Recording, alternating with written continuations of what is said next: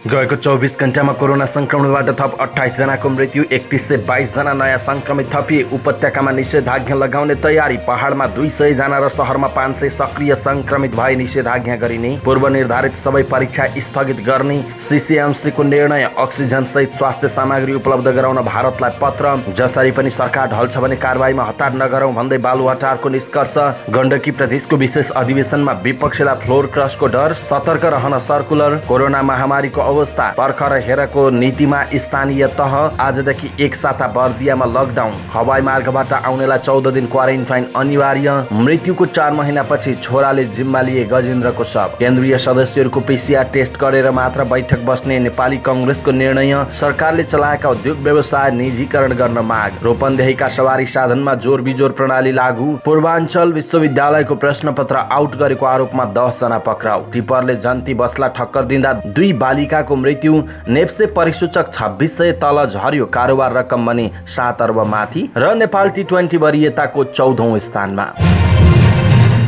दर्शक महानुभाव नमस्कार। हाम्रो च्यानल समाचारपाटी.com मा यहाँहरूलाई हार्दिक स्वागत छ। सदाको झैं आज पनि हामी उपस्थित भइसकेका छौं। आजका मुख्य समाचार लिएर हामीलाई अन्तिम समय हेर्नुहोला अनि हाम्रो मेहनतका लागि भिडियोमा एउटा लाइक अवश्य गरिदिनु होला। दर्शक महानुभाव पल पलको न्यूज अपडेटका लागि हाम्रो च्यानल सब्स्क्राइब गर्नुहोस् अनि नजिकै आउने बेल आइकनलाई क्लिक गर्नुहोला। पछिल्लो 24 घण्टामा थप 31 से 22 जनामा कोरोना भाइरस संक्रमण पुष्टि भएको छ। थप 28 जनाको मृत्यु भएको छ।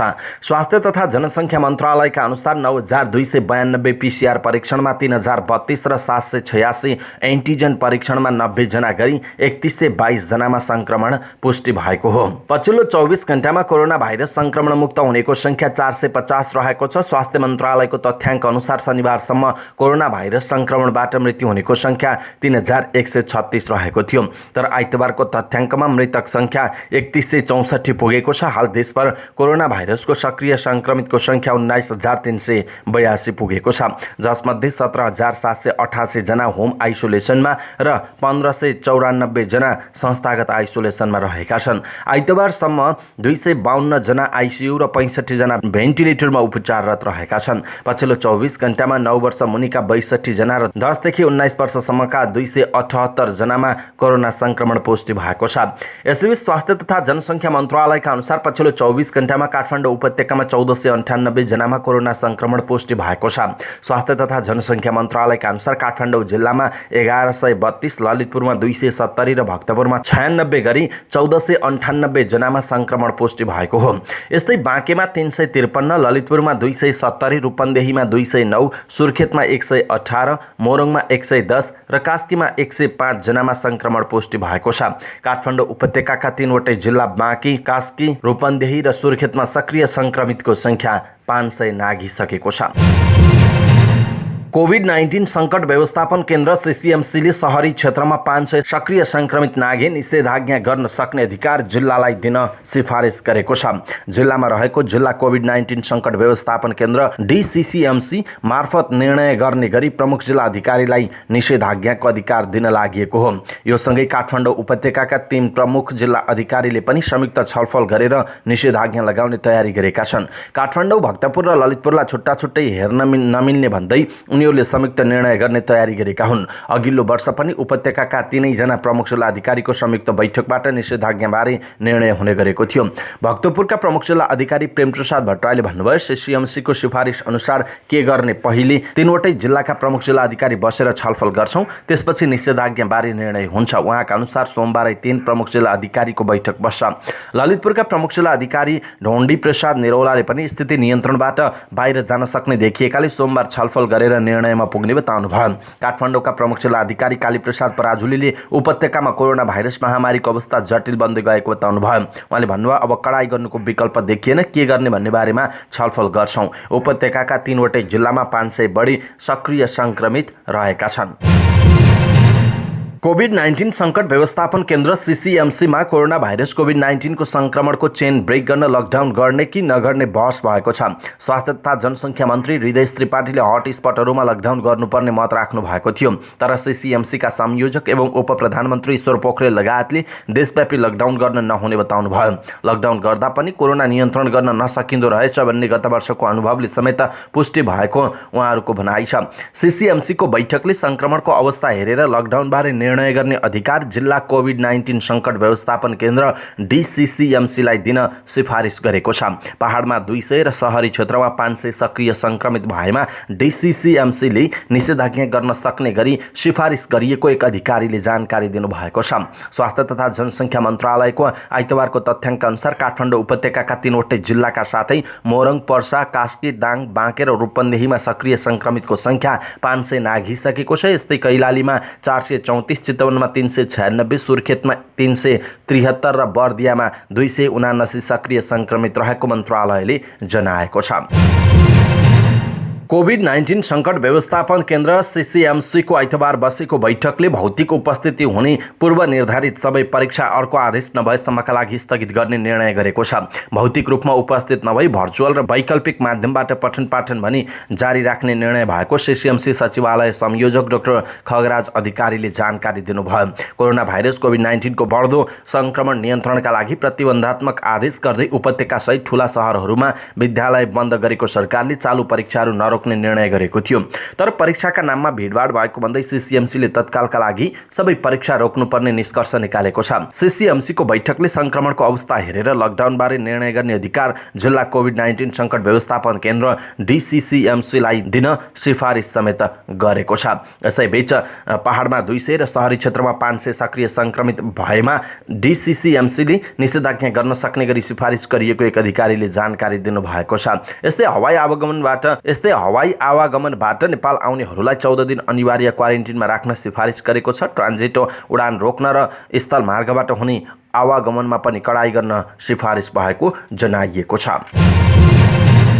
कोरोनाको सङ्क्रमण वात्तै बढ्न सक्ने अवस्थालाई मध्यनजर गर्दै लिक्विड अक्सिजन सहित अन्य अत्यावश्यक सामग्री उपलब्ध गराउन आग्रह गर्दै सरकारले भारतलाई पत्राचार गरेको छ। स्वास्थ्य मन्त्रालयले आवश्यक सामग्रीको लिस्ट परराष्ट्र मन्त्रालय मार्फत भारत सरकारलाई उपलब्ध गराएको मन्त्रालय उच्च स्रोतले बताएको छ। पत्र पठाए लगत्तै दिल्ली स्थित नेपाली दूतावासले भारतीय विदेश मन्त्रालय र स्वास्थ्य मन्त्रालयका अधिकारीहरूसँग कुराकानी अगाडि बढाएको छ। यति बेला भारतमा नै अक्सिजन र अन्य स्वास्थ्य सामग्रीको अभाव भए पनि नेपाललाई सम्म छिटो उपलब्ध गराउने आश्वासन भारतीय अधिकारीहरूले दिएका छन्। नेपालले सबैभन्दा उच्च प्राथमिकतामा लिक्विड अक्सिजन रहेको छ। सङ्क्रमितको सङ्ख्या वात्तै बढेमा लिक्विड अक्सिजनको अभाव हुन सक्ने सरकारी अधिकारीहरू बताउँछन्। भारतले देशभित्र अक्सिजनको अभाव भए लगत्तै निर्यातमा बन्देज लगाएको छ। नेपालले लिक्विड अक्सिजन भारतको झारखण्डबाट ल्याउने गरेको छ। नेपालले भारत सरकारसँगै झारखण्डको अक्सिजन उपलब्ध गराउने कम्पनीसँग पनि कुराकानी अगाडि बढाएको छ। सो कम्पनीका अधिकारीहरूले नेपालले आफै ट्याङ्करको व्यवस्था गरेमा र भारतीय विदेश मन्त्रालयको स्वीकृति दिएमा उपलब्ध गराउन कुनै कठिनाई नहुने पनि जानकारी गराएका छन्। तर एक उच्च अधिकारीले भनेका छन् कि नेपाललाई धेरै मात्रामा अक्सिजन नचाहिने भएकाले सकारात्मक जवाफ आएको तर कहिले प्राप्त हुन्छ भन्ने यकिन नभएको उल्लेख छ। भारतले उपलब्ध गराउने निर्णय गरे लगत्तै सिलिन्डर पठाउन आफूहरू तयार रहेको नेपाली व्यवसायीहरूले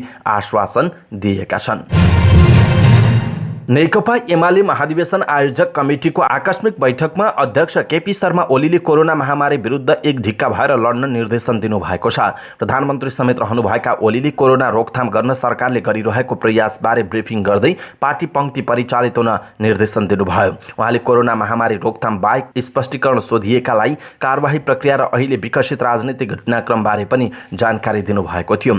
अविश्वासको प्रस्ताव ल्याउने कोसिस भइरहेको भन्दै उहाँले भन्नुभयो, प्रतिपक्षले ल्याउने कुरा त धेरै ठुलो कुरा भएन, तर कर्णालीको जस्तो विभिन्न ठाउँमा फ्लोर क्रस गराउन पनि प्रयासहरू हुँदै गरेका छन्। तिनीहरूको बारेमा हामीले आवश्यक जानकारीहरू लिइरहेका छौँ। आवश्यक निर्णयहरू उपयुक्त समयमा गरिनेछ। केन्द्रीय सदस्य एवं कार्यालय सचिव शेरबहादुर तामाङ हिजोको बैठकपछि भने स्थायी कमिटीबाट हुने उक्त निर्णयले केन्द्रीय कमिटी बैठककै मान्यता पाउने बताउनुभयो। स्पष्टीकरणबारे स्थायी कमिटीबाट हुने निर्णय केन्द्रीय कमिटीकै हुने भनेर हस्ताक्षर गरिएको छ उहाँले भन्नुभएको छ। पार्टीमा समानान्तर गतिविधि गरेको र पार्टी निर्देशन अवज्ञा गरेको भन्दै 6 वैशाखको महाधिवेशन आयोजक कमिटी बैठकबाट माधव नेपाल सहित 27 सांसदलाई स्पष्टीकरण सोधिएको थियो। त्यसमध्ये एकजना बाहेक सबैले स्पष्टीकरण बुझाइसकेका छन्। 2 दिन अगाडि मात्रै सकिएको बैठक फेरि बस्ने भन्दै शनिबार साँझ केन्द्रीय सदस्यहरूलाई सूचना दिइएको थियो। स्रोतका अनुसार आकस्मिक बैठक बोलाउनुको कारण स्पष्टीकरण सोधिएकाहरूलाई कारबाही गर्नु नै थियो। 10 जनालाई तत्काल कारबाही गर्ने तयारी अनुरूप अध्यक्ष ओलीले बैठक बोलाउनु भएको थियो। तर महाधिवेशन आयोजक कमिटी बैठक बस्नु अघि शुक्रबार मात्र बनेको स्थायी कमिटी बैठक बस्यो। स्थायी कमिटी बैठक ढिलोसम्म चलेपछि 10 बजे भनेर बोलाइएको महाधिवेशन आयोजक कमिटीको बैठक भने मध्याह्नपछि मात्र बस्यो, तर धेरै बेर चलेन। कोरोना बारे छलफल गर्न बैठक बोलाइएको थियो। सीसीएमसीले दिएको जानकारी अनुसार पार्टीमा छलफल गर्नुपर्ने थियो। प्रधानमन्त्री ओली निकट नेता नेहरू पालले भन्नुभयो, तर बालुवाटार बैठकमा उहाँले भने जस्तो कोरोना बारे धेरै छलफल भएको थिएन। बरु आइतबार दिउँसो 3 बजे बस्ने सीसीएमसीको बैठकले ठोस निर्णय गर्ने र त्यसै अनुसार चल्न निर्देशन दिइएको छ। कारबाही प्रयोजनकै निम्ति बोलाइएको आकस्मिक बैठकमा अध्यक्ष ओलीले कोरोनातिर कुरा मोड्नुमा भने स्थायी कमिटी बैठकको निर्णयले काम गरेको एक नेताले बताउनु भयो। ती नेताका अनुसार कारबाही गर्ने कदमबाट ओली रोकिनुमा स्थायी कमिटीमा पनि उहाँ अल्पमतमा पर्नु थियो।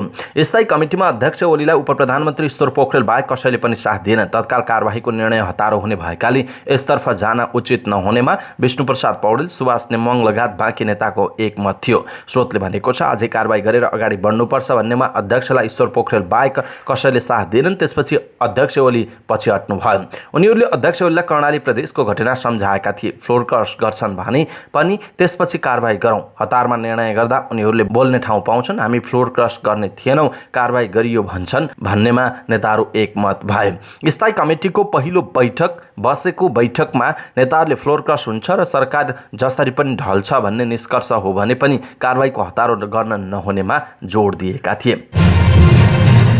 गण्डकी प्रदेशका मुख्यमन्त्री पृथ्वी सुब्बा गुरुङ विरुद्ध 3 दलले दर्ता गराएको अविश्वासको प्रस्तावले आज प्रदेश सभामा प्रवेश पाउँदैछ। अविश्वासको प्रस्तावमा उत्रिएका दलहरूको प्रदेश सभामा टुप्लुक्क बहुमत छ, तर कर्णालीमा जस्तो फ्लोर क्रसको डर उनीहरूमा देखिएको छ। नेपाली कांग्रेस, नेकपा माओवादी केन्द्र र जनता समाजवादी पार्टी जसपाका 28 प्रदेश सभा सदस्यले मुख्यमन्त्री गुरुङ विरुद्ध 2 वैशाखमा अविश्वासको प्रस्ताव दर्ता गराएका थिए, जसमा कांग्रेस संसदीय दलका नेता कृष्णचन्द्र नेपाली पोखरेललाई मुख्यमन्त्री प्रस्ताव गरिएको छ। राष्ट्रिय जनमोर्चाले समेत समर्थन गरेको अविश्वासको प्रस्ताव सोमबार सदनमा टेबल हुँदैछ। अविश्वासको प्रस्ताव दर्ता हुन लागेको सुइँको पाएपछि 1 गते मध्यरातमै मुख्यमन्त्री गुरुङले संसद अधिवेशन नै अन्त्य गराउनु भएको थियो। तर अविश्वासको प्रस्ताव दर्तासँगै 3 दलले विशेष अधिवेशनका लागि प्रदेश प्रमुख सामु समावेदन दिएका थिए। मुख्यमन्त्रीको सिफारिसलाई मध्यरातमै सदर गरिदिएका प्रदेश प्रमुख अमित शेरचनले उसैगरी विशेष अधिवेशन बोलाउने निर्णय पनि गर्नुभयो। मुख्यमन्त्री पृथ्वी सुब्बा गुरुङ काठमाडौँमै रहेका बेला प्रदेश प्रमुख शेरचनले 13 गतेका लागि विशेष अधिवेशन बोलाइदिनु भयो। सोमबारदेखि सुरु हुने विशेष अधिवेशनमा अविश्वासको प्रस्ताव टेबल गर्ने कार्यसूची छ। आइतबार बसेको कार्य व्यवस्था परामर्श समितिको बैठकले तयार पारेको कार्यसूची अनुसार सोमबार प्रस्तावित मुख्यमन्त्री पोखरेलले बोल्नुहुनेछ। त्यसपछि अरू प्रदेशसभा सदस्यले बोल्न समय पाउनेछन्। प्रदेशसभा सचिवालयका अनुसार अविश्वासको प्रस्तावमाथि छलफल सकिएपछि बल्ल मतदान हुनेछ। बोल्न चाहने प्रदेशसभा सदस्यहरूको नाम सम्बन्धित दलले दिने भनिएको छ, तर कति जनाले बोल्ने भन्ने यकिन छैन। अविश्वासको प्रस्ताव दर्ता गर्ने दलहरू कर्णाली प्रदेशमा जसरी विश्वासको मत लिने प्रस्ताव 3 वैशाखमा पेश भयो र त्यही दिन मतदान भयो, गण्डकीमा पनि त्यसै होस् भन्ने चाहन्छन्। तर मतदान हुने दिन लम्ब्याएर अरू सांसदलाई फकाउँदै जाने रणनीतिमा सत्तारूढ दल एमाले रहेको छ। यसैबीच कांग्रेस 15, माओवादी केन्द्रका 11 र जसपाका 2 गरी 28 प्रदेशसभा सदस्यले अविश्वासको प्रस्तावमा हस्ताक्षर गरेका छन्। 27 प्रदेशसभा सदस्य भएको एमालेलाई एकमात्र आशा 3 प्रदेशसभा सदस्य रहेको राष्ट्रिय जनमोर्चाको थियो। जनमोर्चाका सांसदलाई मन्त्री दिएर सरकार जोगाउने अस्त्र मुख्यमन्त्री गुरुङले फ्याँक्नु भएको थियो। स्रोतका अनुसार माओवादी केन्द्रले 25 चैतमा 2 मन्त्रीलाई फिर्ता बोलाएपछि बुटबलमा जनमोर्चाको महाधिवेशन सकेर प्रदेशसभा सदस्य कृष्ण थापा मन्त्री बन्ने गरी पोखराउनु भएको थियो। तर जनमोर्चाका केन्द्रीय अध्यक्ष केसीले चित्रबहादुर केसीले त्यसलाई रोक्नुका साथै अविश्वास प्रस्तावको पक्षमा उभिने निर्णय पार्टीबाट गराउनु भएको छ। नयाँ सरकार गठनको पक्षमा खुलेर लाग्नु भएकी जनमोर्चाकी प्रदेशसभा सदस्य पियारी थापा पार्टीको नीति नै सर्वेसर्वा हुने भएका भएकाले तलमाथि हुनेमा शंका गर्नु नपर्ने बताउनुहुन्छ। अर्का प्रदेशसभा सदस्य खिमविक्रम साई पनि प्यारीको धारणामा सहमत हुनुहुन्छ, तर थापाले मत नदिने पो हुन् कि भन्ने डर अविश्वासको प्रस्ताव दर्ता गर्ने दलहरूमा देखिएको छ, किनकि उहाँ अविश्वासको प्रस्तावको पक्षमा खुलेर लाग्नु भएको छैन र दलहरूले बोलाएको बैठकमा पनि जानु भएको छैन। थापा मात्र होइन, माओवादी केन्द्रबाट पनि फ्लोर क्रस हुने डरमा उनीहरू देखिएका छन्, किनकि माओवादीबाट निर्वाचित नेत्रनाथ अधिकारी सभामुख हुनुहुन्छ र उहाँले मत हाल्न नपाउँदा अविश्वासको प्रस्ताव पारित गराउन जनमोर्चाले साथ दिँदा टुप्लुक्क 31 मत हुन्छ, एकजनाले मात्र तलमाथि गरी बहुमत पुग्दैन। मुख्यमन्त्री पृथ्वीशुब्बा गुरुङले अविश्वासको प्रस्ताव पास नहुने र आफ्नो पक्षमा सांसदहरूको संख्या पुग्ने दाबी गर्दै आउनु भएको छ। मुख्यमन्त्री पृथ्वीशुब्बा गुरुङले अविश्वासको प्रस्ताव पास नहुने र आफ्नो पक्षमा सांसदहरूको संख्या पुग्ने दाबी गर्दै आउनु भएको छ। उहाँले अविश्वासको प्रस्ताव दर्ता गरेर पनि भागभण्डामा पूर्व सहमति खोजिरहेको जसपाको साथ खोज्नु भएको छ।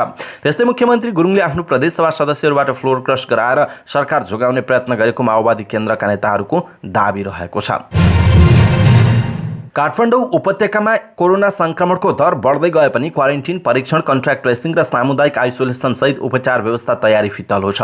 स्थानीय तहहरू सामान्य अवस्थाकै जसरी काम गरिरहेका छन्। एपिडेमियोलोजी तथा रोग नियन्त्रण महाशाखा EDCD र स्वास्थ्य सेवा विभागदेखि स्वास्थ्य तथा जनसङ्ख्या मन्त्रालयसम्मका सङ्घीय निकाय भने स्थानीय तहहरूले नै कन्ट्र्याक्ट ट्रेसिङ परीक्षण सहित सबै गरिरहेको बताउँदै आएका छन्। कन्ट्र्याक्ट ट्रेसिङको जिम्मा स्थानीय तहलाई दिएका छौँ, उहाँहरूले आफ्नो ठाउँको अवस्था हेरेर कन्ट्र्याक्ट ट्रेसिङ राख्नु भएको छ। EDCD का महानिर्देशक डाक्टर कृष्ण पौडेलले भन्नुभयो, त्यसका लागि तालिम, जनशक्ति र एन्टिजेन किट सबै दिएका छौँ। पछिल्लो 24 घण्टामा आइतबार देशभर थप 3122 जनामा कोरोना संक्रमण पुष्टि हुँदा काठमाडौँ उपत्यकामा 1498 जनामा संक्रमण देखियो। स्वास्थ्य मन्त्रालयका अनुसार काठमाडौँमा 1132 जना, ललितपुरमा 270 र भक्तपुरमा 96 जनामा कोरोना संक्रमण पुष्टि भयो। काठमाडौँका कुनै पनि स्थानीय तह अझै महामारी विरुद्ध लडाईँमा उत्रिएका छैनन्। महानगरपालिका र नगरपालिका तत्कालै समुदायमा टेस्टिङ र ट्रेसिङ नबढाउँदा कोरोनाको संक्रमण दर दिनानुदिन बढ्दैछ। उनीहरू महामारीको दर कसरी बढ्छ भन्ने हेरेर योजना बनाउने बताइरहेका छन्। यो अवस्था हेर्दा लाग्छ काठमाडौँ महानगरपालिका सहित उपत्यकाका स्थानीय तहहरू महामारीको जटिल अवस्था कोरिरहेका छन्। ललितपुर महानगरपालिकाले पनि अहिलेसम्म PCR परीक्षणका लागि स्वाब सङ्कलन समेत थालेको छैन। समुदाय स्तरमा गएर कन्ट्याक्ट ट्रेसिङ र परीक्षणको योजना पनि बनाएको छैन। नगर प्रहरी परिचालन गरेर सार्वजनिक स्थलमा भिडभाड हुन नदिने, सचेत रहन माइकिङ गर्ने, निःशुल्क मास्क वितरण लगायतका काम भने गरिरहेको ललितपुर महानगरपालिकाका प्रवक्ता राजुमान मानन्दरले जानकारी दिनुभएको छ। कोरोना महामारी स्थानीय तहको नीति पर्ख र हेर रविन्द्र घिमिरेले अनलाइन खबरमा यो समाचार लेख्नु भएको छ। बर्दियामा सोमबारदेखि लागू हुने गरी लकडाउन गरिएको छ। कोरोना भाइरस संक्रमणको दर बढेपछि अत्यावश्यक काम बाहेक घर बाहिर निस्कन नपाउने आदेश जारी गरिएको हो। स्वास्थ्य, खाद्य वस्तु, खानेपानी, दूध, विद्युत, दमकल, सूचना तथा सञ्चार, भन्सार, क्वारेन्टाइन, फोहोर मैला व्यवस्थापन, एम्बुलेन्स, तरकारी बाहेकका व्यवसाय पनि बन्द गर्न भनिएको छ। अनुमति प्राप्त स्वास्थ्यकर्मी तथा सुरक्षा निकाय बाहेकको सवारी साधन सञ्चालनमा पनि रोक लगाइएको छ। प्रमुख जिल्ला अधिकारी सन्तबहादुर सुनारका अनुसार यो आदेश गुलरिया नगरपालिका 5 र 6, बाँसगढी नगरपालिकाको बजार क्षेत्र, बारबर्दिया नगरपालिकाको जयनगर र कतर्निया बजार क्षेत्र, मधुवन नगरपालिकाको लाली बजार र ओराली बजार क्षेत्रमा लागू हुनेछ।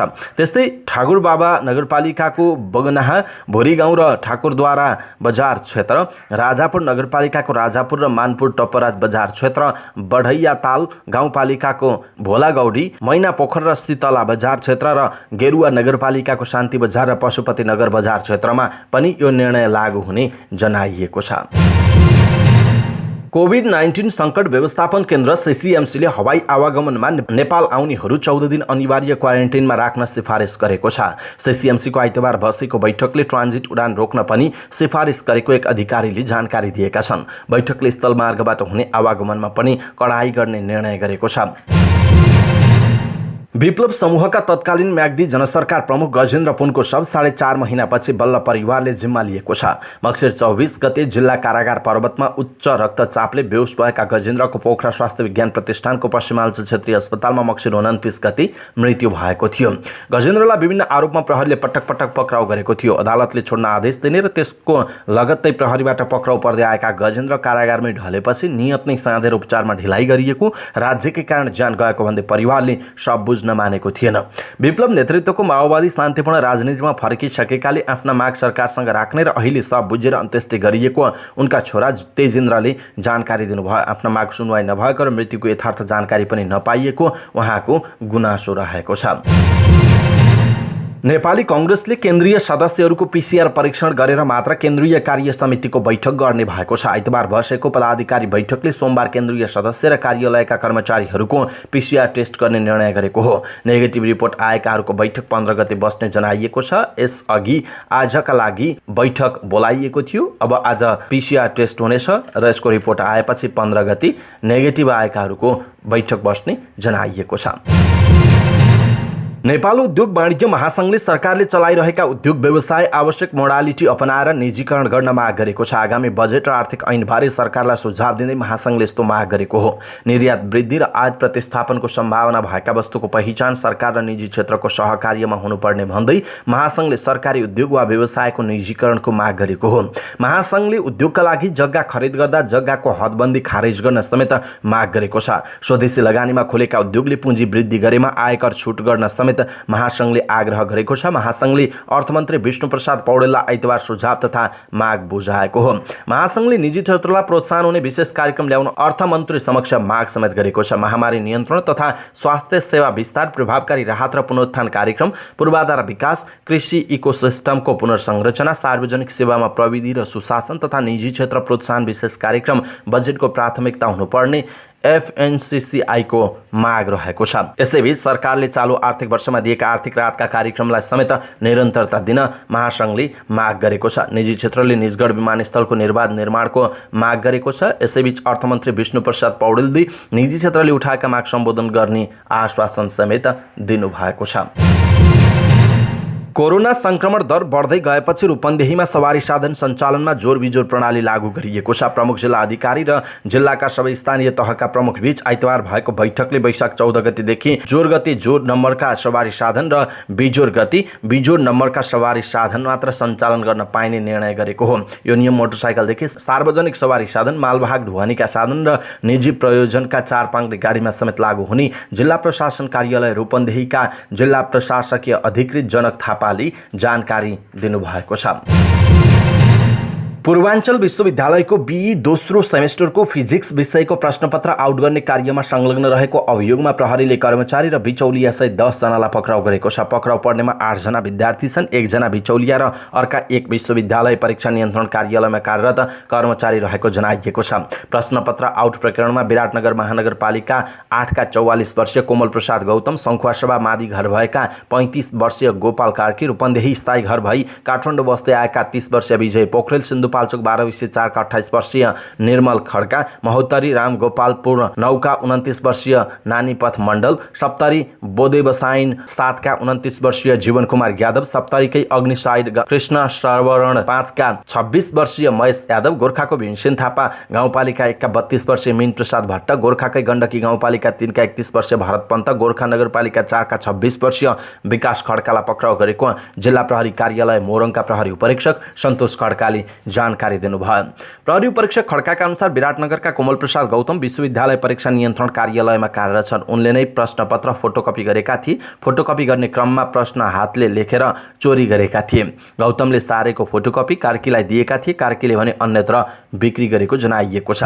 प्रहरीका अनुसार प्रश्नपत्र आउट गर्दा आर्थिक चलखेल पनि भएको छ। गौतमले कार्कीलाई उधारोमा प्रश्नपत्र पठाएका छन्। कार्कीले विजय पोखरेललाई 80,000 मा बेचेका थिए। विजयले भने 20,000 रुपैयाँसम्म लिएर प्रश्नपत्र बिक्री गरेका थिए। वैशाख 3 गते परीक्षा तोकिएको थियो, तर परीक्षा हुन 2 घण्टा अघि प्रश्नपत्र बाहिरिएको पुष्टि भएको थियो। प्रश्नपत्र बाहिरिएपछि विश्वविद्यालयले छुट्टै प्रश्नपत्र तयार गरेर परीक्षा गरेको थियो। रूपन्देहीको कोटीहवामा टिप्परले जन्ती बसलाई ठक्कर दिँदा 2 जना बालिकाको मृत्यु भएको छ। दुर्घटनामा 6 जना गम्भीर घाइते भएका छन्। भैरहवाबाट बुटबल आउँदै गरेको लु 1 6064 नम्बरको टिप्परले सोही दिशाबाट बुटबल जाँदै गरेको लु 1 9685 नम्बरको जन्ती बोकेको बसलाई रूपन्देहीको कोटीहवामा पछाडिबाट ठक्कर दिएको हो। दुर्घटनामा परि तिलोत्तमा नगरपालिका 5 की 8 वर्षीय गंगा हरिजन र 10 वर्षीय सरस्वती हरिजनको मृत्यु भएको प्रहरीले जनाएको छ। ट्रकको ठक्करबाट सरस्वतीको घटनास्थलमै र गङ्गाको उपचारका क्रममा क्रिम्सन अस्पताल मणिग्राममा मृत्यु भएको लुम्बिनी प्रदेश ट्राफिक प्रहरी कार्यालयले जनाएको छ। दुर्घटनामा परि टिप्पर चालक सहित 6 जना घाइते भएका छन्। घाइतेमध्ये टिप्पर चालकको युनिभर्सल मेडिकल कलेजमा र अन्य 4 जनाको क्रिम्सन अस्पतालमा उपचार भइरहेको जनाइएको छ। साताको पहिलो दिन आइतबार शेयर बजारमा करिब 76 अङ्कको पहिरो गएको छ। शेयर कारोबार मापक नेप्से परिसूचक 75.79 अङ्कले घटेर 2572.22 अङ्कमा झरेको छ। क वर्गका कम्पनीहरूको कारोबार मापन गर्ने सेन्सिटिभ इन्डेक्स पनि 12.56 अङ्कले घटेको छ। परिसूचकमा ठूलो पहिरो गए पनि कारोबार रकम भने 7 अर्ब नागेको छ। दिनभर 1,46,90,720 किता शेयर किनबेच हुँदा कारोबार रकम भने 7 अर्ब 28,41,94,901 रुपियाँ पुगेको जनाइएको छ।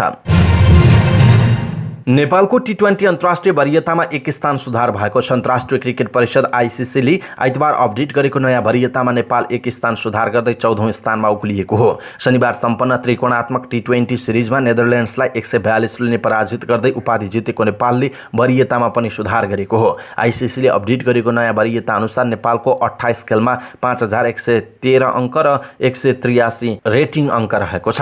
यसअघि नेपालभन्दा अगाडि रहेको स्कटल्यान्ड 15औं स्थानमा रहेको छ। एसोसिएट राष्ट्रहरूमा नेपालभन्दा अघि रहेको युएई 13औं स्थानमा छ। नेपालभन्दा पछि पपुवा न्युगिनी 16औं, नेदरल्यान्ड्स 17, ओमान 18, नामिबिया 19 र सिङ्गापुर 20औं स्थानमा छन्। इङ्ल्यान्ड विश्व टी20 वरियतामा शीर्ष स्थानमा यथावत छ भने भारत दोस्रो, अस्ट्रेलिया तेस्रो र पाकिस्तान चौथो स्थानमा यथावत छन्। यस्तै न्युजिल्यान्ड 5औं, साउथ अफ्रिका 6औं, अफगानिस्तान 7औं, वेस्ट इन्डिज 8औं, श्रीलङ्का 9औं, बङ्गलादेश 10औं, जिम्बाब्वे 11औं र आयरल्यान्ड 12औं स्थानमा रहेका छन्।